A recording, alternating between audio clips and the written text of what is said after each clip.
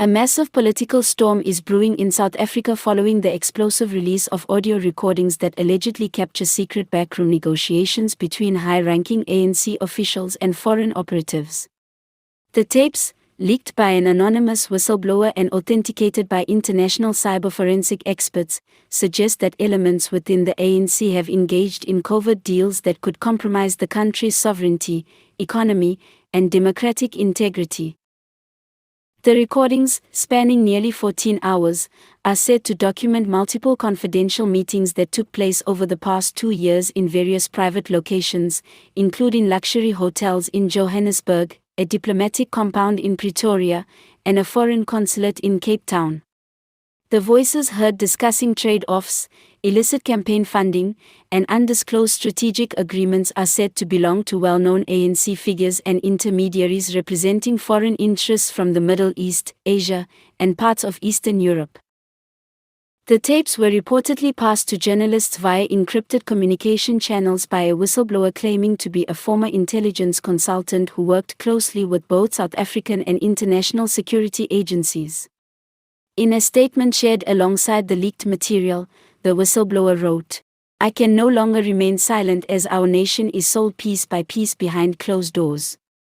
These recordings prove the betrayal of public trust at the highest levels of power.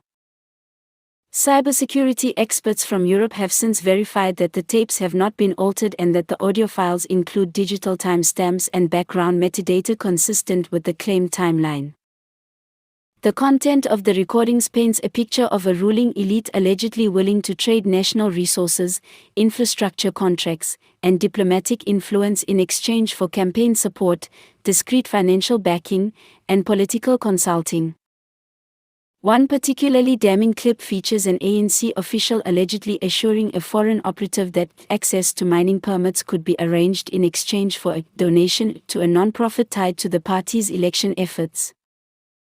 Another tape captures what sounds like discussions of discreet lobbying efforts in the African Union, suggesting that ANC representatives offered to advocate for foreign allies' geopolitical agendas in return for offshore financial packages and technology support for ANC-affiliated companies. Political analyst Dr. Zanil Mathoa describes the tapes as nothing short of political dynamite, noting that they expose how public institutions and policy decisions may have been shaped in private, far from constitutional processes. The ANC has released a carefully worded statement dismissing the recordings as unauthenticated political propaganda and accusing of foreign intelligence elements of attempting to destabilize South Africa before the 2026 general elections. Any suggestion that the African National Congress is involved in illicit foreign dealings is rejected with the contempt it deserves, the party said. However, the statement did not directly address the authenticity of the voices on the tapes or whether any investigation will be launched internally. Opposition leaders have wasted no time in capitalizing on the revelations. DA leader John Steenhuisen has called for a parliamentary inquiry, while the EFF has demanded that the tapes be tabled before the Zondo Commission follow-up panel for urgent review.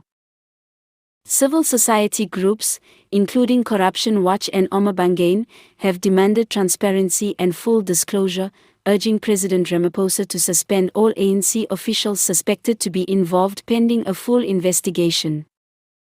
"This isn't just corruption, it's a betrayal of the people's will," said David Lewis, former head of Corruption Watch. "Foreign policy and public resources should not be for sale." The public response has been one of fury and disbelief. On social media, hashtags like #ANTapes, #ForeignDeals, and #Whistleblower Bombshell have been trending. Many South Africans are demanding accountability and asking whether Ramaphosa will act or continue to remain silent in the face of rising scandals around his party.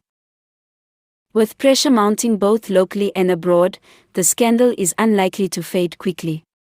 If the tapes are officially authenticated by domestic intelligence or legal bodies, South Africa could be heading toward one of the most significant political reckonings in its democratic history.